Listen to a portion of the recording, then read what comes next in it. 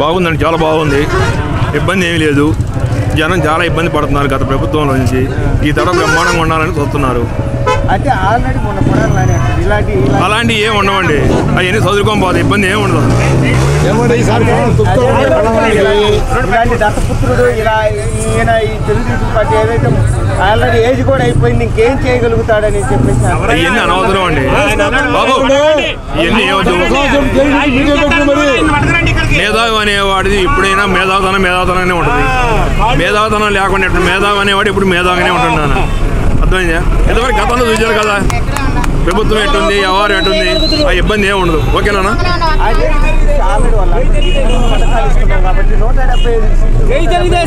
ఇప్పుడు నీకు ఒకసారి జనాభా పడుతుంది కదా, పథకాలు కాదు.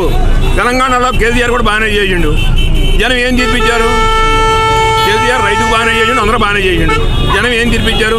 జనం ఎప్పుడు కూడా ఒక పక్కన ఉండరు, అన్ని రకాలుగా ఆలోచిస్తుంటారు. ఓటర్ చాలా తెలియగలడు, నాయకులే తెలియగలడు కూడా పొరపాటు. ఓటర్ చాలా తెలియగలడు, అన్ని రకాలుగా చూస్తారు.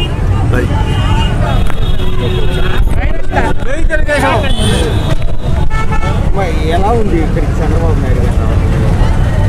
చంద్రబాబు గారు రావాలి అంటే ఆల్రెడీ వాళ్ళు అంటుంది ఇంటింటి పథకాలు ఇస్తున్నారు కాబట్టి ఇంటింటి పథకాలు ఎవరికి ఇస్తున్నారు?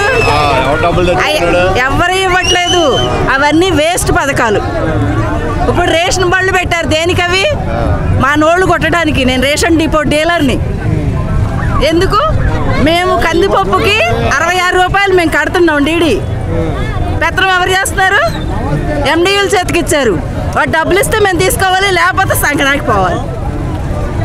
ఇప్పుడు మరి మొన్న రోజా గారు కూడా ఆల్రెడీ ఇలాంటి వాళ్ళు, ఇలాంటి దత్తపుత్రులు, ఇలాంటి ఎంతమంది వచ్చినా కానీ ఏదైతే దొంగలు ఏపీకి పట్టిన దొంగలు చంద్రబాబు నాయుడు. చంద్రబాబు గారి సంగతి నాకనివ్వడు, అందరినీ జనాన్ని బాగు చేస్తాడు.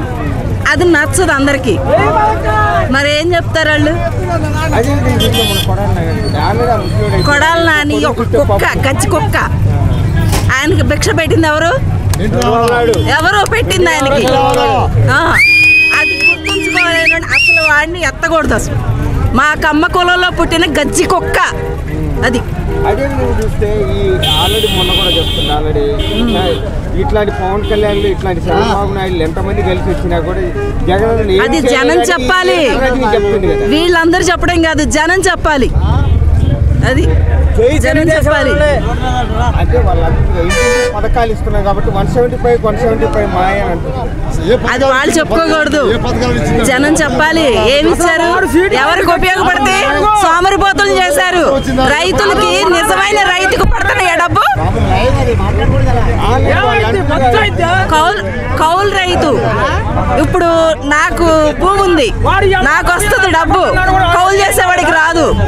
పంటకు గిట్టుబాటు ధర ఇచ్చి రైతులను బాగు చేస్తే అది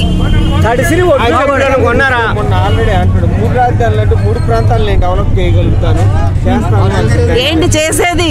ఒకదాన్ని ఏడవలేనోడు 3 ఏడుస్తాడా? అసలు మన ఆంధ్రాకి రాజధాని ఏది?